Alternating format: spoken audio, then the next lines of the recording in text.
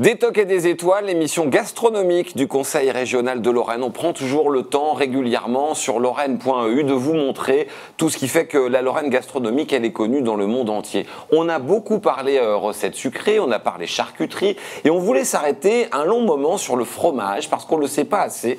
La Lorraine, c'est aussi une région qui en produit de très très bons. On va en parler avec nos invités. On saura notamment tout de l'art de choisir et de servir le fromage grâce à notre invité Thierry Millet. Bonjour Thierry. Bonjour. Thierry, meilleur ouvrier de France, dans une catégorie qui n'est pas si fréquente puisque vous êtes maître d'hôtel. Oui, c'est cela, maître d'hôtel du service et des arts de la table. Alors ça, c'est votre titre exact. Ça veut dire que dans un restaurant, c'est vous qui faites quoi ? On accueille déjà les clients, on les installe, on essaie de leur apporter quelque chose par l'ambiance, par la prise de commande, que tout se passe bien, que ça se fasse un moment d'exception, pour arriver à un moment forcément sur le fromage, puis sur le dessert. Donc vous nous expliquerez notamment tout à l'heure ce qu'il faut mettre dans le plateau français et comment on sert du fromage à la française. Tout à fait. Très bien. Jessica est avec nous, ça fait plaisir de la retrouver. Jessica Jaffar, bonjour Jessica. Bonjour. Blogueuse culinaire. Alors Jessica, sa mission, et elle la remplit très très bien à chaque émission, c'est de vous trouver des trucs et des astuces. Alors on est dans le fromage, vous allez nous expliquer quoi ? Alors souvent le fromage c'est bon mais ça sent mauvais. Donc oui, si c'est bon. Et alors comment là je peux vous confirmer. Donc vous allez défaire sentir le fromage, comment tu... Alors il se trouve que même quand on se lave les mains, quand on a touché du minster par exemple, on a toujours une odeur. Donc là je vais donner une astuce pour enlever cette odeur. Ça marche avec... Donc vous vous placez plutôt à la fin de la filière fromagère, à vrai dire. Voilà. On rappelle le site internet pour prendre plein d'astuces et plein de recettes grâce à vous Jessica. C'est dolijessie.com. Didier est avec nous. Bonjour Jérôme. Didier Bertin, Les Domaines, on est à Metz pour le rendez-vous La Cave aux Étoiles. Alors vous Didier, vous allez nous trouver un accord mets vin pour les fromages que nous a amené un autre invité que je vous présente dès maintenant, qui s'appelle Philippe Marchand. Bonjour Philippe. Bonjour. C'est un des 3 frères Marchand, c'est comme ça qu'on dit. Oui, tout à fait. La maison Marchand, les frères Marchand. On est à Nancy depuis assez longtemps, je dois dire. 1880, on est la plus vieille famille de fromagers affineurs françaises, ou une des plus vieilles. Enfin, je n'en connais pas d'autres en tous les cas. Et nous sommes la 6e génération.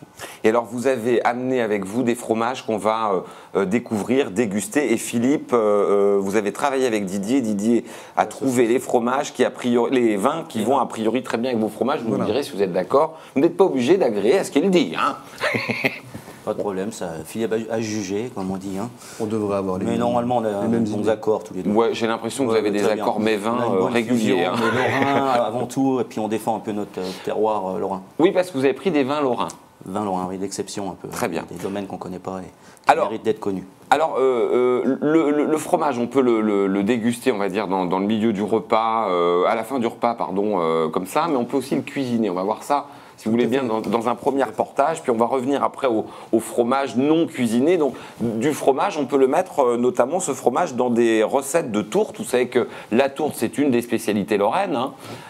Et alors, du côté de Neufchâteau, on fabrique de la tourte néocastrienne au brouwer, c'est-à-dire au fromage lorrain. On est allé voir avec Michel Roth, notre parrain, comment on fabrique cette tourte néocastrienne. Ça se passe du côté du pôle des métiers d'Épinal. Et c'est avec Nicolas Bombard qui est en formation traiteur. Regardez. Bonjour, j'ai la chance aujourd'hui d'être au CFA d'Épinal, au pôle des métiers, en compagnie de Nicolas, qui va nous faire une délicieuse tourte. C'est comment le titre de la tourte?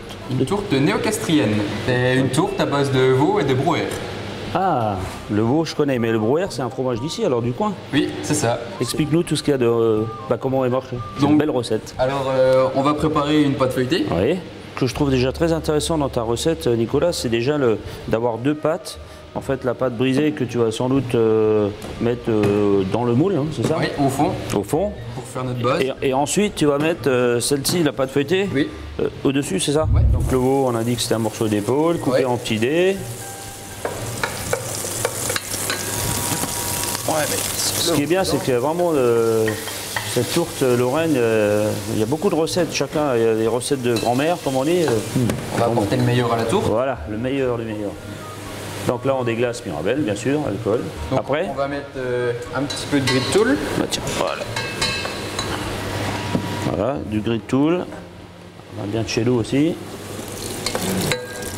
Voilà. Ouais, juste petit mouillement, quoi. Puis on va ajouter le brouwer. Allez, on le met. Allez. Donc ce fameux fromage.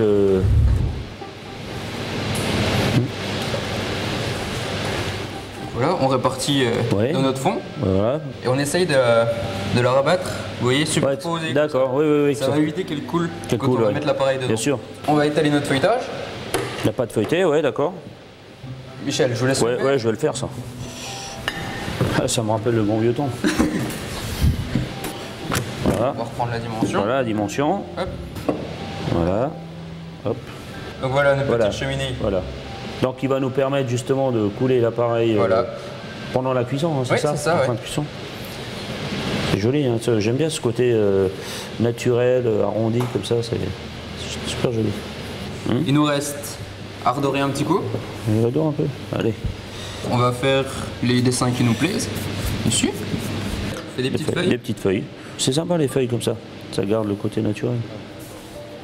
Hop. Et voilà, Nicolas. Et on enfourne. Et on enfourne. Bien doré, croustillant, et ça sent super bon. On va retirer notre petit chapeau. Donc là, on coule l'appareil dedans, quoi. Ouais, c'est ça qui donne ce côté moelleux et crémeux, onctueux avec le fromage, ça va être super bon ça. Oh, Donc on remet le temps que l'appareil cuise en fait. Voilà, c'est ça. Génial. Ouais, elle est belle. Hein. Waouh. Ouais, le feuilletage il a très bien développé, hein. C'est pris beaucoup de volume, elle est jolie, croustillant, bien présentée, ça sent bon. Donc qu'est-ce qu'on fait? On y va, Reste plus qu'à goûter. on va peut-être y aller, hein, parce que là, moi, je suis impatient de goûter. Avec le fromage, la Mirabelle, là, c'est une recette que je connais pas. Excellent. Très très bon, vraiment. C'est vraiment une tourte signature. Nicolas. Ouais, en tout cas, nous, l'émission Toque des Étoiles, on va te suivre de très près. Et en attendant, moi, je vais l'emmener cette tourte. C'est comment son nom? Cette tourte néo-castrienne. Très bien. À bientôt, Nicolas. Michel Roth, notre parrain, qui est allé faire un petit tour et qui a découvert cette recette qui a l'air vraiment sympa. Je rappelle que les ingrédients, vous les retrouverez sur le site internet lorraine.eu. Ça vous inspire quoi d'ailleurs cette recette, messieurs? Pour rebondir ce qui a été dit tout à l'heure, moi j'associerais le fromage au même titre que le champagne pour les vins. Ouais. Le fromage peut se manger du début à la fin d'un repas. Ah, On peut démarrer à l'amuse-bouche, à l'apéritif, et finir sur une tarte au fromage. D'accord. Avec un intermédiaire, deux plats qui sont connus. Une entrée, on en a une ici. Le champagne, c'est le seul vin qui peut aller de l'apéritif au dessert. Et je pense que le fromage, traité de certaines façons, peut être amené on peut faire un repas tout fromage. Et on peut faire un repas tout fromage élégant. Voilà, Élégant. Pas forcément juste le plateau de fromage. Raffiné, sans trop compliquer les recettes. Et ça peut se faire également à la maison. Vous qui êtes meilleur ouvrier de France, on le rappelle, Thierry Millet, dans le métier de maître d'hôtel, le plateau typique, d'abord, est-ce qu'on sert du fromage dans toutes les tables du monde, comme ça, comme nous, avant le dessert, à la fin du repas, ou est-ce que c'est vraiment typiquement français? Alors, il y a différentes façons de le présenter. On peut le faire à l'assiette. Et dans ce cas-là, on peut l'associer avec certains produits ou certains vins, une boisson, un fromage. On peut le proposer au plat ou au plateau. Dans certains bistrots, on le propose même sur table. Le client se sert vraiment ce qu'il a envie. Ah oui, d'accord. Et dans les grandes maisons, on peut aller jusqu'au chariot avec 30, 40, 50 sortes de fromages à différents stades d'affinage, sur une gamme des produits français, appellation d'origine protégée ou pas, mais également partir sur des fromages étrangers, pourquoi pas. Et est-ce que ça se fait dans d'autres pays que la France d'avoir une telle présence du fromage dans un repas typique, ou est-ce que c'est typiquement français? Alors vraiment, les pays proches, je pourrais dire les autres pays du fromage, je reste quand même assez chauvin, je parlerai de l'Italie et de l'Espagne. Et au Royaume-Uni, il y a quand même le Stilton, qui est quand même connu dans le monde entier. Donc ils en mangent au repas régulièrement Oui, la tradition, ça reste quand même vraiment français. D'accord, Voilà. très bien. Philippe, Philippe Moi, Marchand. je voyage beaucoup avec mes fromages. Ouais. On les exporte dans le monde entier. Le fromage, c'est un aliment universel. Ouais. C'est un des plus vieux aliments au monde. Il faut savoir qu'il est né à partir du moment où les premiers hommes sur Terre ont commencé à domestiquer les animaux. Donc juste après les Martiens, en fait. C'est à peu près ça. Donc on le retrouve sous différentes formes. Ouais. Le fromage dans tous les pays du monde. On le retrouve à toutes les tables. En revanche, il y a différentes manières de le consommer. Donc, on est en France, en Lorraine, excellent parmi les nombreux pays du monde qui consomment du fromage et qui en fabriquent. En France, on n'est pas les plus gros. Nous sommes les plus gros consommateurs de fromage, parce qu'il me semble que c'est, si je ne m'abuse, c'est 50 kilos par an par habitant. Ouais. En revanche, nous ne sommes pas les plus gros producteurs de fromage, puisque nous arrivons qu'en 3e ou 4e position. Ah oui. Nous sommes les premiers par la diversité. Alors ça c'est vrai, hein. Ça c'est vrai. Thierry, on a la chance d'être dans un pays septentrional. Si vous allez dans le sud, en Méditerranée, on va avoir plus des élevages de brebis, de chèvres, donc plus des fromages de cette typicité. Ouais. Et si vous allez dans le nord, dans les pays scandinaves, on va avoir des fromages vraiment atypiques par rapport à ce qu'on connaît, qui auront une caramélisation en plus. Et donc nous, on est au milieu en fait, donc on a un peu un mélange de tout ça, quoi. Brebis, chèvres et vaches. Et ça, c'est une grande chance. On va revenir sur le fromage, c'est le sujet des tocs et des étoiles aujourd'hui, et on va rencontrer maintenant quelqu'un que Philippe Marchand connaît bien et dont vous allez faire la connaissance, un garçon passionnant qui s'appelle Léo. Il est fromager depuis peu, si je ne m'abuse, et il va partager avec vous sa passion. Regardez.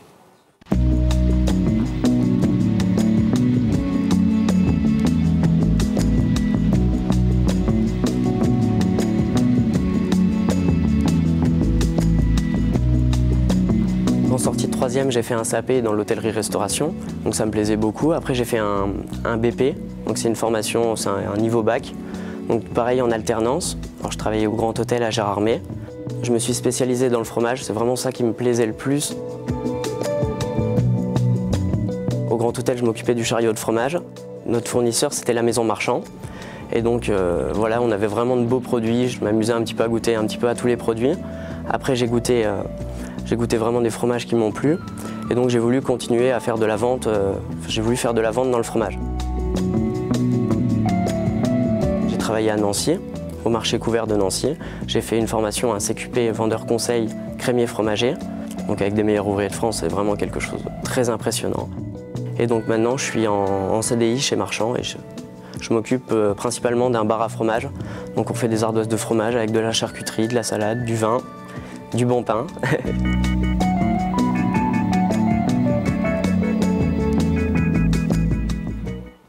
On vous avait promis un passionné, vous l'avez vu, hein. Léo qui travaille chez vous, Philippe Marchand.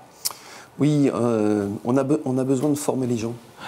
Et Léo fait partie de ces jeunes qui sont passionnés par le produit, par cette filière, parce que c'est toute une filière entre les producteurs, la vente et l'affinage. Et je suis très fier de l'avoir avec moi et qu'on puisse faire un bout de chemin ensemble. Il a été formé au lycée Raymond Mondon à Metz, on va le rappeler. Thierry, en quelques secondes comme ça, c'est de la graine de meilleur ouvrier de France, ce gamin. C'est la graine de meilleur ouvrier de France parce qu'on sent dans ses yeux qu'il est passionné. Et ce que je trouve intéressant, c'est qu'il a démarré dans les métiers de la salle, au service. Et c'est sa gourmandise, sa passion, son envie d'apprendre qui fait qu'aujourd'hui, maintenant, il est fromager en devenir affineur et pourquoi pas meilleur ouvrier de France. Ben, on l'attend ici quand il aura son titre. En tout cas, on va goûter. On est là pour ça. On va vous donner envie, en tout cas, on l'espère. On va goûter 3 catégories de fromages différents grâce à vous, Philippe Marchand. Par exemple... Alors déjà, ce sont des fromages lorrains. Ouais, c'est le sujet. Bon, ça c'est le sujet. Les 3 catégories, je les ai divisées. D'une part, vous allez avoir les fromages d'autrefois. Ouais. Ensuite, les fromages de famille, auxquels je suis très attaché. Ouais. Et enfin, les fromages d'innovation. Donc là, devant nous, nous avons le carré de l'Est. Ensuite, le gros lorrain. Et pour terminer, le poiré de Meuse. Le carré de l'Est, c'est un fromage en fait, qui n'a pas d'appellation particulière à l'origine. On avait juste des écrits, c'est pour la petite histoire, on avait juste des écrits. On avait Napoléon qui est passé par là, qui avait décrit les sensations qu'il avait en dégustant ce fromage. Donc on avait une cinquantaine d'écrits et avec un producteur, nous avons réussi. Vous avez retrouvé la recette. La recette. D'accord. Le gros lorrain, ça c'est une recette de famille. Alors le gros lorrain, c'est toute une histoire. Le gros lorrain, il faut déjà situer les Vosges. Les Vosges, côté alsacien, côté lorrain. Côté alsacien, le Münster plat, 17 cm, très odorant, on le mange à 2 parce qu'autrement c'est pas possible. C'est vrai que c'est un bon moyen d'avoir un wagon complet en première classe. Hein. Et côté Lorraine, dans la vallée de Gérardmer, étaient fabriqués des gros fromages comme nous avons sur le plateau, qui pèsent entre 5 à 7 kg. Donc du coup, la différence c'est quoi? Alors, la différence c'est que là nous avons un crayeux fondant. D'accord. Je peux peut-être raconter l'histoire Ouais. en 30 secondes. Il y a de cela 8 ans, avec mes frères, dans nos greniers, nous avons retrouvé un vieux moule en bois sur lequel était accrochée la recette de notre grand-mère.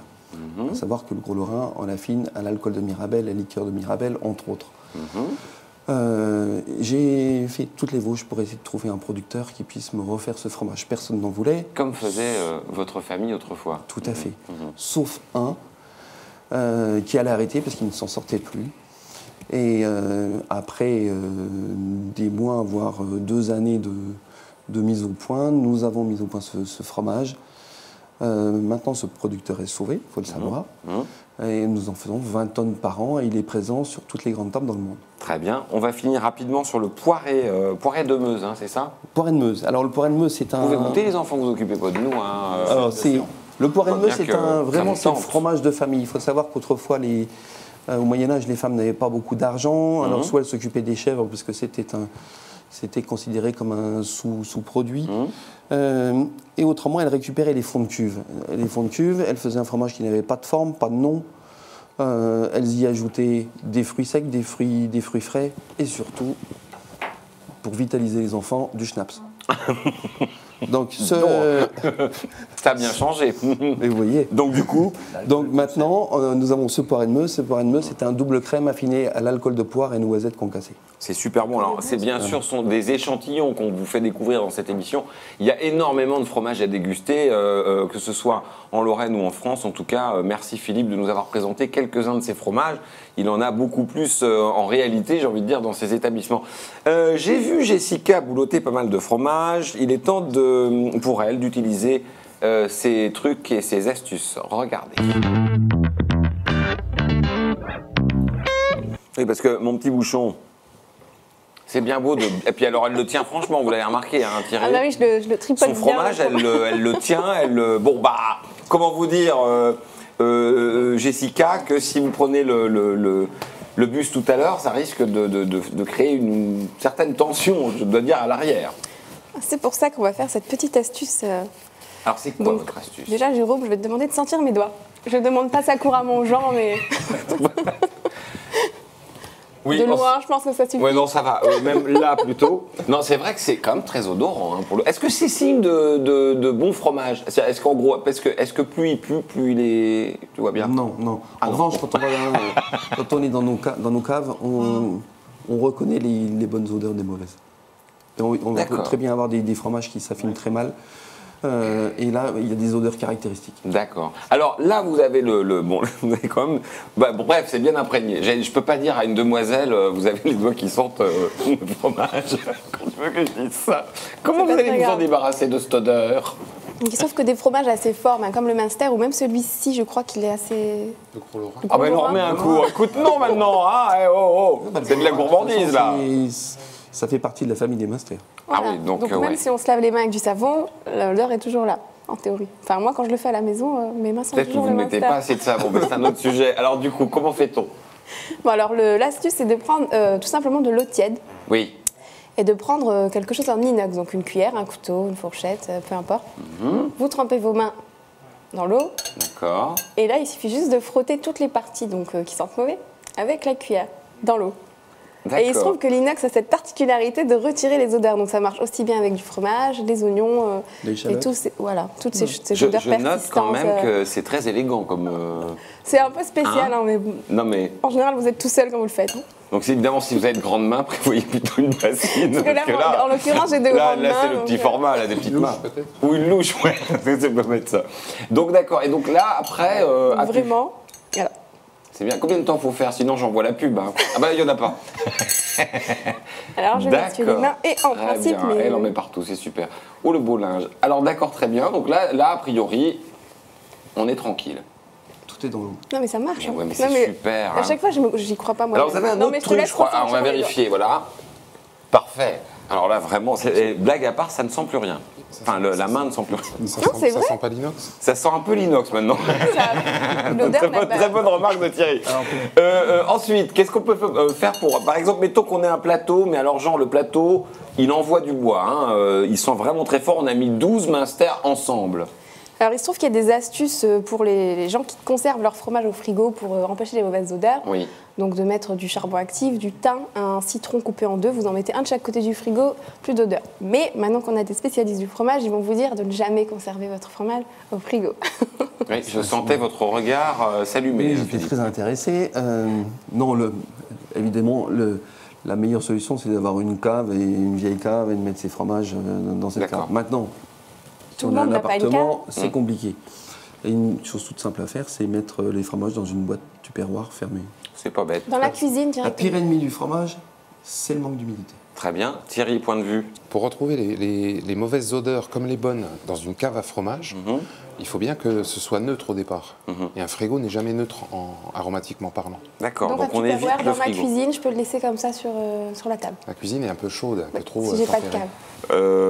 Mais messieurs, est-ce qu'on peut trouver une solution en 15 secondes je le mets où? Alors, on va parler quand même au niveau hygiène. Ah non, c'est mais on n'a plus le temps, donc je le mets où? Non, mais c'est obligatoire de où je le séparer mets. le fromage des autres aliments. D'où qu'est-il? Donc, à tupperware, Je dans le mets mon où? frigo, au pire. Tupperware fermé. Voilà, tupperware fermé, on est d'accord? Ou cave?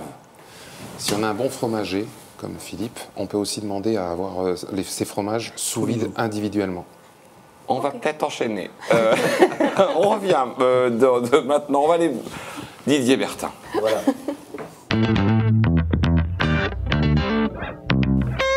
Le vin maintenant. Ah, le vin. Alors, vous avez bossé, vous Didier, les domaines, on le rappelle à Metz, vous avez bossé sur 3 vins. 4 vins. 4 vins, alors 4 vins sur des fromages que vous a suggéré J'ai Philippe. essayé de faire l'accord au mieux, je veux dire, sur les vins de Philippe. Je pense qu'il va être du même avis que moi. Mais alors on va commencer par exemple sur le Gros Lorrain.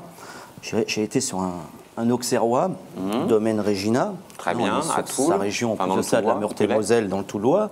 On est sur le domaine Regina, on est sur un 100% auxerrois. L'association va très bien dessus parce qu'on a un vin relativement assez minéral, fruité. C'est celui-là Oui, c'est le premier que je vous ai servi. D'accord, très bien. Ça, c'est très agréable. On a vraiment un nez très, très flatteur. On est plus sur des arômes de fruits, donc fleurs blanches. Et l'association va très, très bien dessus. Il faut regoûter Très bien. pour être sûr. Comment ? Il faut regoûter pour être sûr. Ah oui, il faut faire l'association. Donc bien ça, c'est le entendu. premier. Ça, c'est le premier. Le deuxième. Alors, le deuxième, je vous ai proposé un rouge. Alors le rouge, là, on va plus sur un vin, on est à peu près à 15 km au sud de Metz.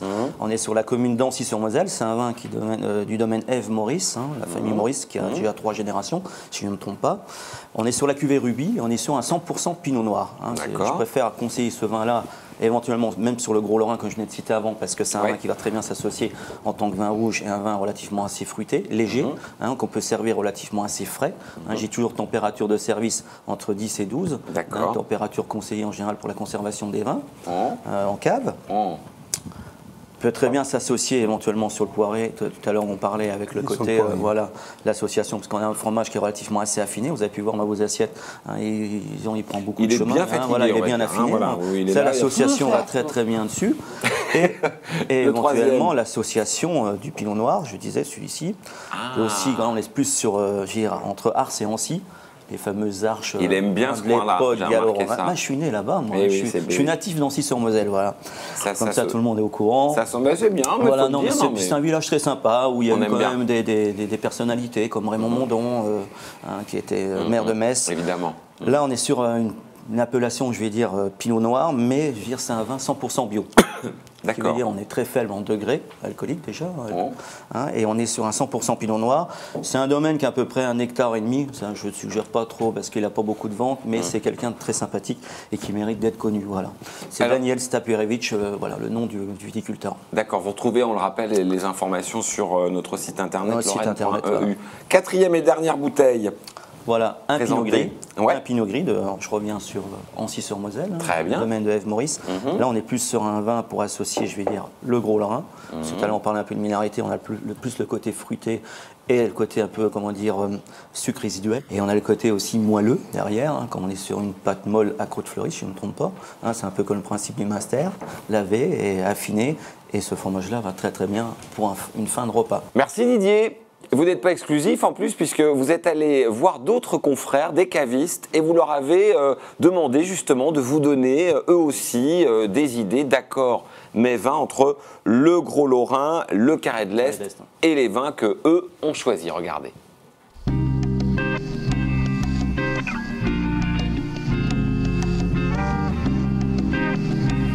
Serge. Salut, comment vas-tu? Tout va bien? Très bien. Oui. Serge, toi aujourd'hui j'aurais bien demandé une proposition, savoir comment on peut accorder 2 fromages lorrains, qui s'appellent donc Carré-Glesse, que tout le monde connaît, oui. Et puis le Gros Lorrain. Alors Gros Lorrain, je t'explique, c'est un fromage qui est relativement assez crémeux, assez fort. Je ne sais pas ce que tu pourrais nous proposer dessus. Moi j'ai déjà un choix, mais je préfère que ça vienne de ta part. Mais écoute, c'est gentil de me poser la question, parce que tu vois, sur les fromages, il y a énormément de possibilités. Et la spontanéité, souvent on va sur le vin rouge, mais j'ai tendance à, même si sur les 2 fromages, à rester sur le vin blanc. Oui, et il y a sur le Carré de l'Est, où il y a un côté légèrement onctueux, velouté, qui a une bonne odeur sans être excessif. Il est quand même goûteux, mais relativement caressant. Alors personnellement, j'irais sur un vin blanc, un cépage, un Pinot Auxerrois. Et puis ce qui me plaît, c'est que dans ce Pinot Auxerrois, il y a une vivacité, une nervosité, tout en ayant un joli fruit. Ça devrait bien marcher, c'est un bon mariage. Bon mariage. Et puis alors sur le 2e fromage, sur le Gros Lorrain, alors il nous faut quelque chose d'un tout petit peu plus relevé. On peut parfaitement mettre. Alors je reste toujours à la famille Pinot, mais le Pinot gris.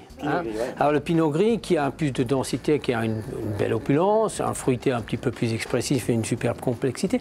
Avec il faut qu'il reste sec, mais avec une toute petite pointe de tendresse et de souplesse qui puisse compenser le côté un petit peu assez fort et assez expressif du Gros Lorrain. Voilà. Et ces 2 fromages, en réalité, sont ces 2 compagnons qui sont très complémentaires et qui donnent la chance, bien sûr, à des vins qui sont un petit peu particuliers, mais qui sont excellents et qui donnent envie de consommer des vins lorrains. Exactement, voilà, l'association parfaite avec la région. Voilà.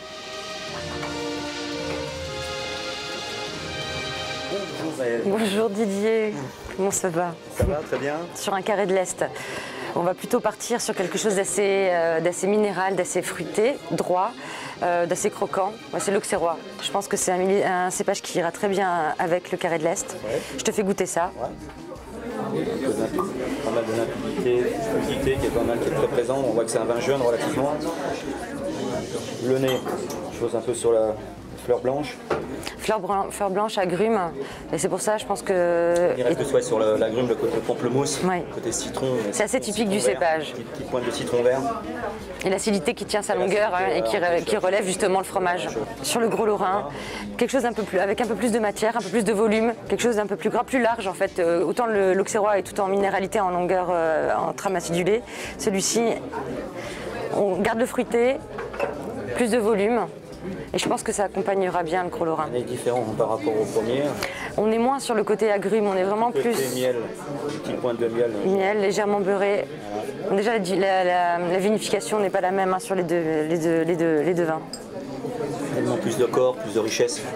Et je pense que ça, face au fromage, ça tiendra la route. Ben, merci. Voilà, bonne dégustation. Merci, à bientôt.